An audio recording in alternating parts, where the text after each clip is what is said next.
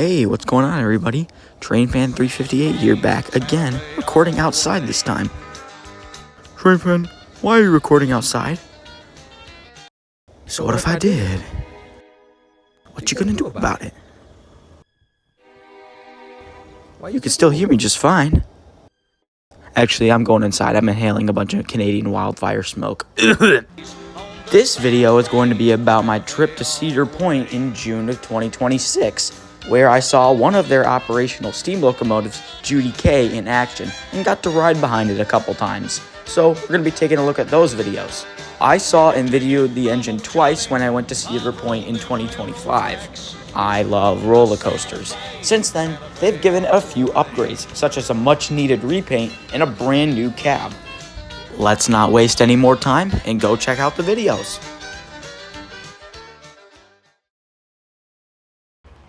While we're waiting for it to show up at the Funway station, I'm going to talk about its history a little bit.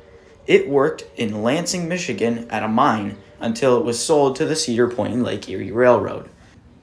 The company then gave it the Wild West treatment, such as giving it a box headlamp, big fat cow catcher on the front, a pony truck, and swapping its saddle tank out for a tender. It should also be noted that the whistle they used on these trips varies, and I'm not entirely sure which one they use today. If anybody knows in the comments, please let me know.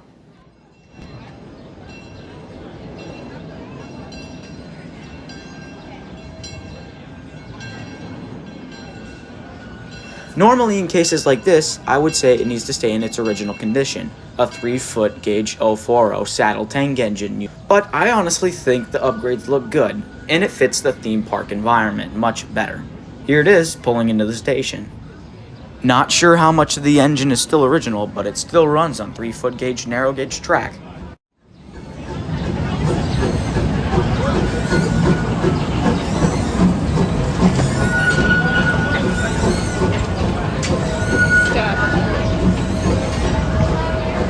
What? Oh, that made me sad.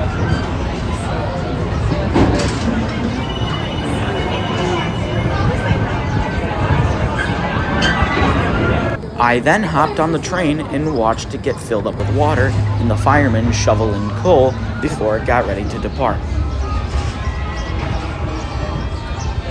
2 toots of the whistle told us it was time to go.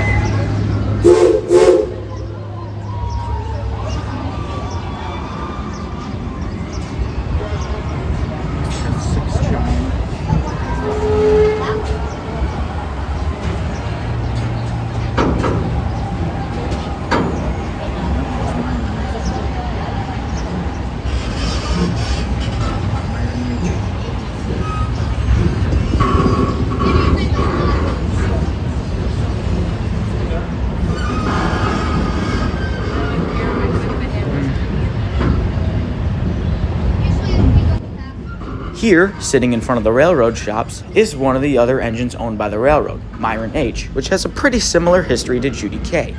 In front of Myron H, number 7, is actually a diesel engine disguised to look like a steam engine that is used to switch dead engines and cars around, but it fits the aesthetic of the railroad more.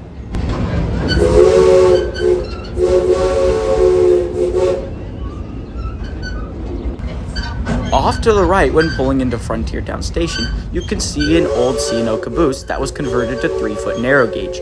It was originally painted yellow, and there was a red one to go along with it, but the red one was sold to the Heston Steam Museum.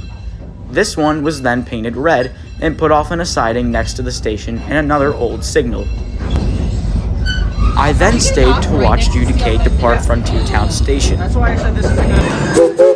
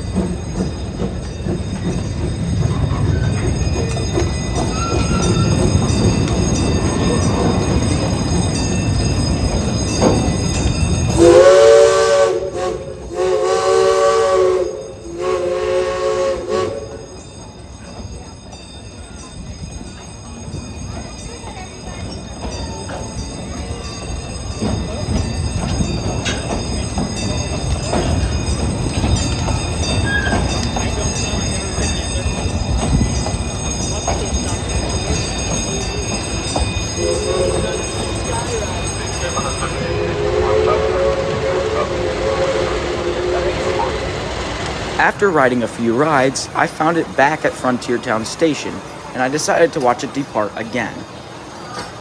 When it blew its whistle and started moving, the ground rumbled beneath me. Probably wasn't a good idea to stand on mulch.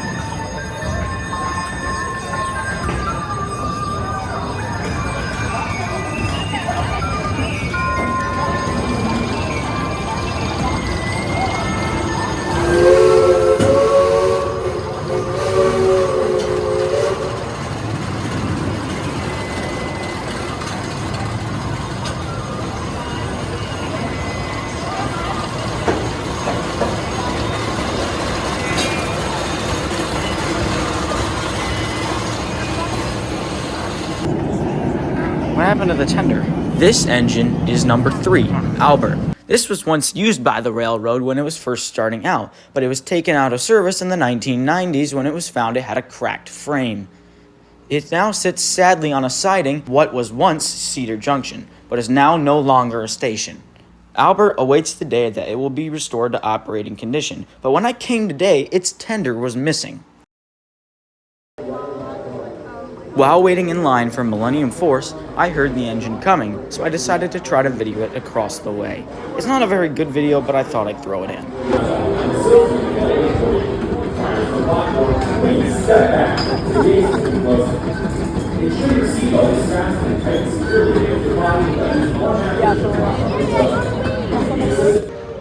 When making my way to the front of the park, I saw it at the crossing pulling into the Funway station.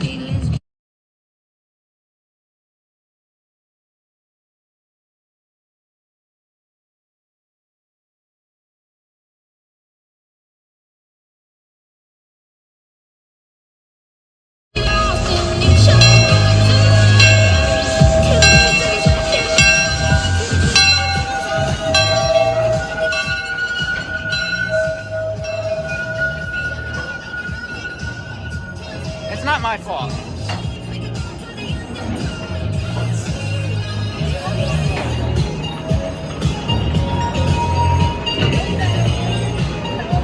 I wanted to get a video of it pulling into Frontier Town Station at sunset, but I wasn't quick enough to get off Steel Vengeance, so I hurried to get this poor video.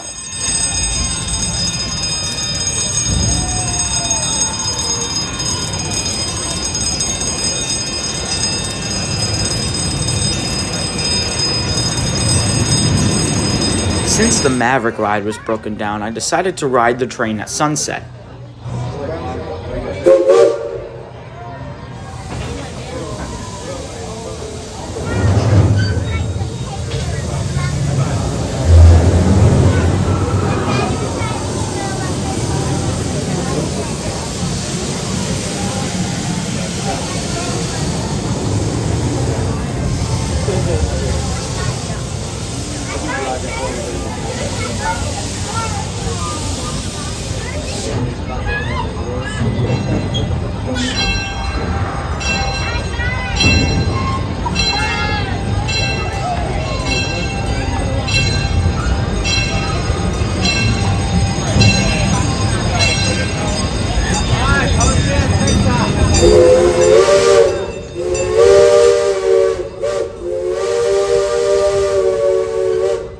Here are some animatronic skeletons that you can see along your journey.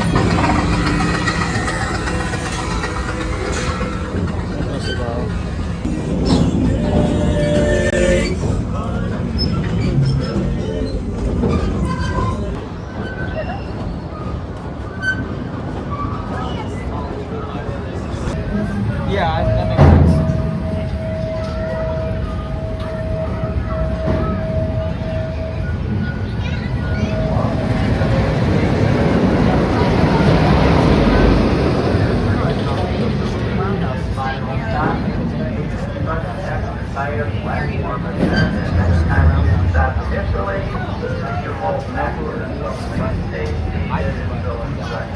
We pulled into Funway Station and watched the engine blow down, but we decided to stay on the train so we could get back to Frontier Town to try Maverick again, which we were able to get on successfully.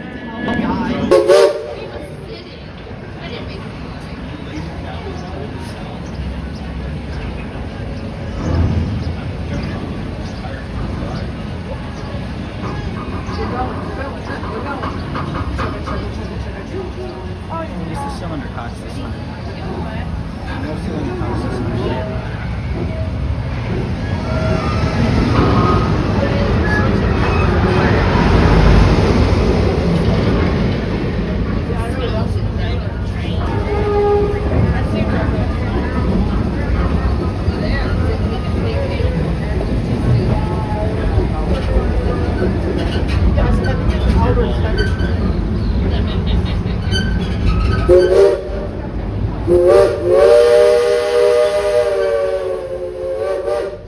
Past the caboose one more time, I'd like to shout out the rail fans in the front row of the train. I saw you with that Age of Steam Roundhouse shirt.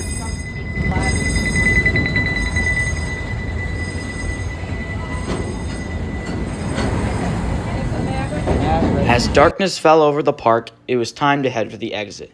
I took one more picture of Albert and saw Judy K puffing by in the dark. After that, the next day, it was time to head home. But not before I saw Judy K one more time while driving around Perimeter Road. That about wraps this adventure up, folks. Thanks for coming to my second real long-form video. This video is taking place in Ohio. You'd think I live there instead of Michigan. If you liked what you saw, feel free to like and subscribe. If you want to learn more about the CP&LE Railroad, check out Railroad Street's video on it. He did a very good job with it. But until then, see you next time. What you trying to get into?